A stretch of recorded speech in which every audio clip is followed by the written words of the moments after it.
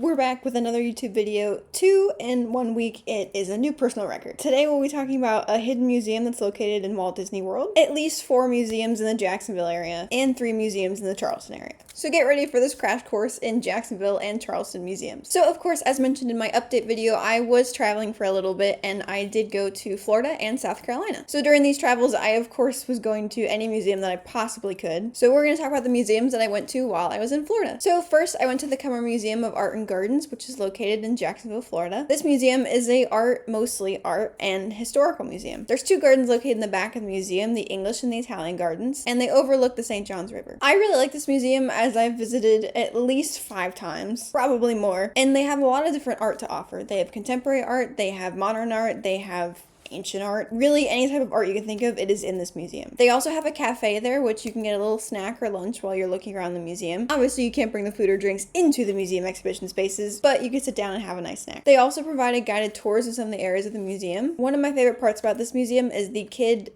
and family area. So this area has a lot of different things such as activities for kids to do in addition to talking about why don't we touch the art? Where does the art come from? And it has interactive activities that have to do with music, painting, clay, and they have a little reading area. This is one of the most well thought out kids areas in a museum that I've seen so far. They even have a little miniature museum for those who are of course toddler age, can go in and touch some of the replicas of the pieces that are in the museum itself. So I highly recommend that you go check this museum out. And right down the road from this museum is the Museum of Contemporary Art Jacksonville, not to be confused with the many other contemporary art museums that are in the US that also have the abbreviation MoCA. So this museum is more of a presenting museum, which means that they have a lot of different collections that they bring in, usually from traveling exhibitions or on loan from different artists around the world. While I was there, they had a photography exhibition that was really cool, and they also often partner with the University of North Florida and some of their students that are in the Fine Arts and Studio Arts program. It is a smaller museum, although it is built on, I believe it was 3 floors,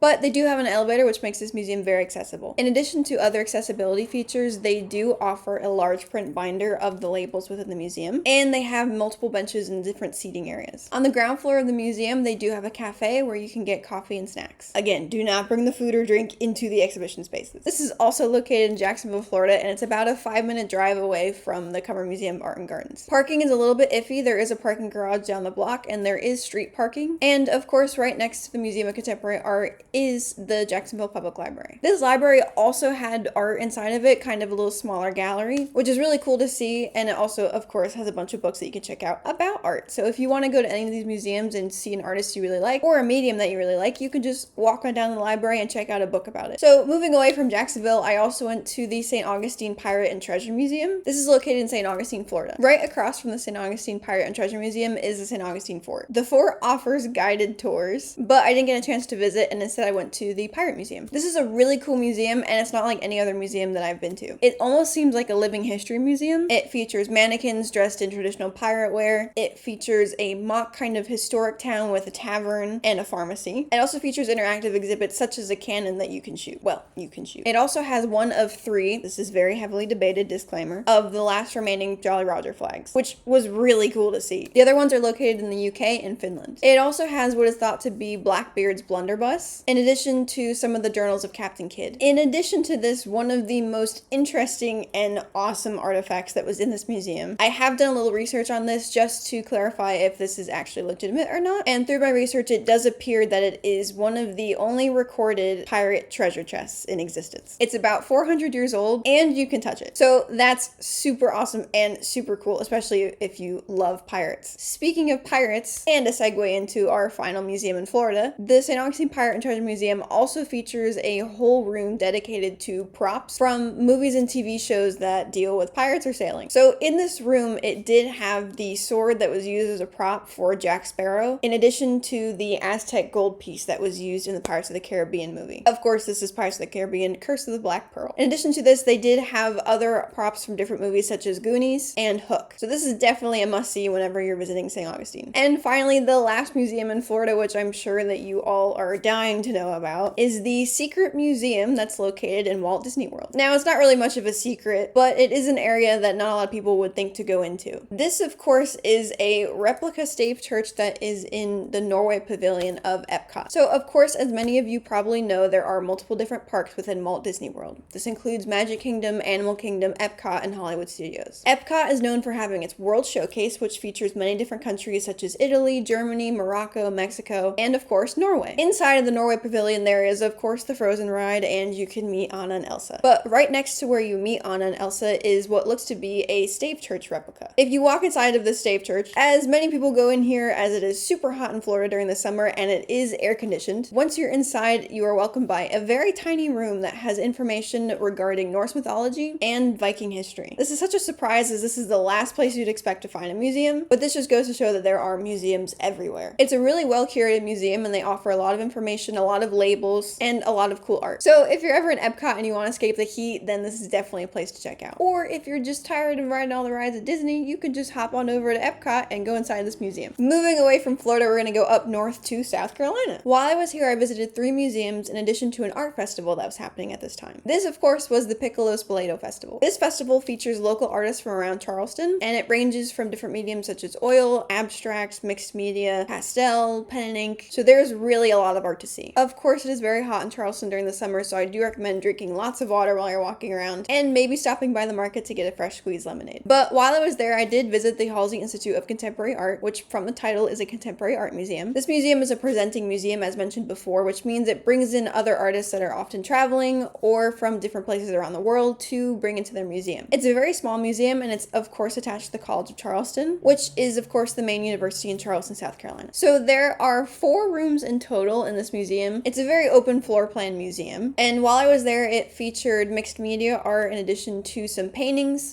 textiles, and it was overall really cool to see. The museum itself features a library which you can sit and read some of the books in. You can't check out any of the books, but it's really cool to do some research and explore the books that are offered in the library, in addition to a video cavern. The video cavern often shows pieces that are by either the traveling artists, interviews from the artists that are in the museum at the time, or sometimes during their student exhibitions, it's a video that was done by a student. It's a really cool museum. Now, if you're more into history, I highly recommend the Charleston Museum. The Charleston Museum features the history of, obviously, Charleston, from the time of the colonizers all the way up into present day. There's a lot of family-friendly activities to see in this museum, and it's also very interactive. What I found most interesting about this museum is they have a lot of Native American artifacts, and because of the recent changes to NAGPRA, the Native American Graves and Repatriation Act, they've removed a lot of their artifacts, and they put labels that explain why they removed them. I thought that this was very cool and very, very, very important. It's essential for museums to have transparency with their audience members, and it's also very nice to see that they are taking steps when it comes to objects that are of questionable provenance, or if they're contested objects. So keep an eye out for these labels on your next visit. And finally, I visited the South Carolina Aquarium. As mentioned before, one of my favorite museum facts is the fact that, well, that kind of rhymed and that was kind of a weird way to say that, but aquariums and zoos count as museums. So basically an aquarium is a museum that has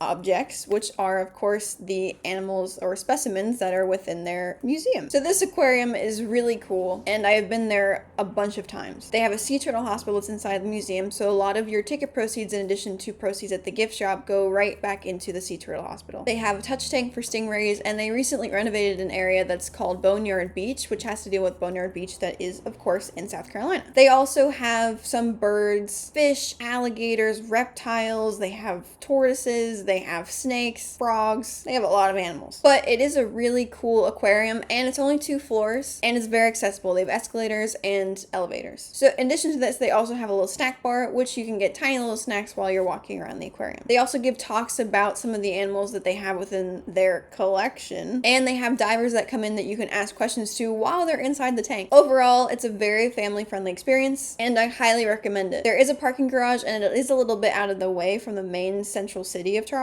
but it really is a must-see. And right next to the aquarium is Fort Sumter, so you can take a trip over there. So that is my overview of the museums I visited while I was in the United States, and in the next video I will be talking about the museums and historical sites that I saw while I was in Italy. Of course, there will also be a book review coming soon, most likely on The Rape of Europa, which is a book that talks about art that was looted during World War II, the importance of provenance research, and many contested artifacts and objects. So I hope you enjoyed this quick little overview video. I am not going to rate the museums at at this time that I visited. Because there are so many different types of museums, it's hard to pick a favorite. But each museum that I have mentioned and aquarium is something that you must see when visiting Jacksonville, St. Augustine, or Charleston. So I hope you enjoyed, and I'll see you next time. Do your research and stay curious. Bye!